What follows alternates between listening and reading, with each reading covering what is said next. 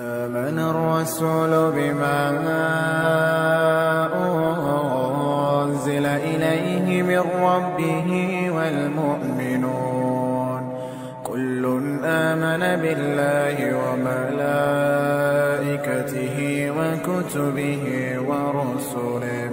لا نفرق بين أحد من رسله وقالوا سمعنا وأطعنا غفرانك ربنا وإليك المصير لا يكلف الله نفسا إلا وسعها لها ما كسبت وعليها ما اكتسبت ربنا لا تؤاخذنا إن نسينا أو أخطأنا ربنا ولا تحمل علينا إصرا